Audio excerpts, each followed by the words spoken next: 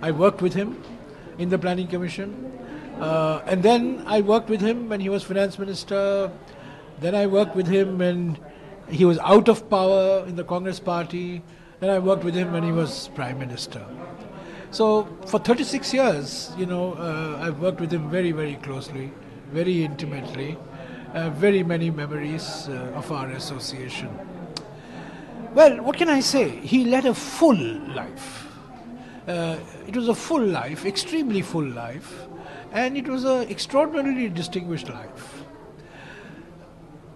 Chief Economic Advisor, Chief Economic Advisor, Finance Secretary, Member Secretary Planning Commission, Governor Reserve Bank of India, Deputy Chairman Planning Commission, Finance Minister, Prime Minister.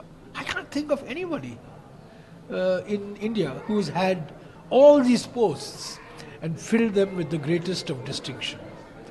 His finance ministership was transformative.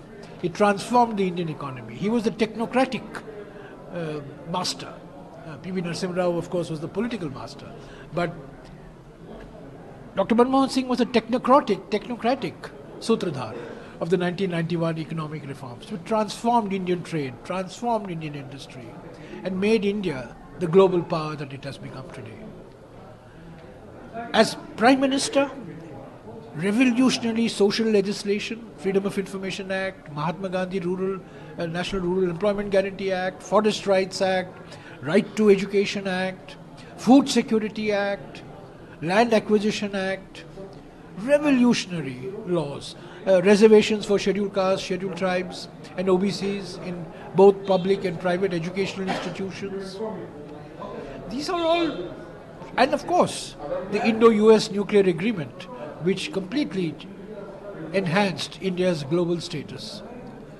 So he was a quiet man, self-effacing, but very dignified, he was the model of humility and integrity, never lost his cool. He was attacked, he was criticized by his political opponents, but he took them in his stride. And many of the initiatives that he had started got repackaged, rebranded, and marketed by his successor. But Dr. Manmohan Singh didn't seem to mind. So he was very relaxed about it. So man of great dignity, very soft-spoken, didn't raise his voice. And let me say, in today's political context, a man who believed in the politics of consensus, bringing people together, listening to people. He listened more than he talked. And he had no ego. He had no desire to show to the world that I am Dr. Manmohan Singh, who has studied in Oxford, studied in Cambridge, got the Adam Smith Prize in 1956 in Cambridge University. So he was a distinctive, very inimitable, very distinctive contributions Dr. Manmohan Singh has made. He has inspired many economists, many civil servants, many people, and I think he's truly one of the gentle giants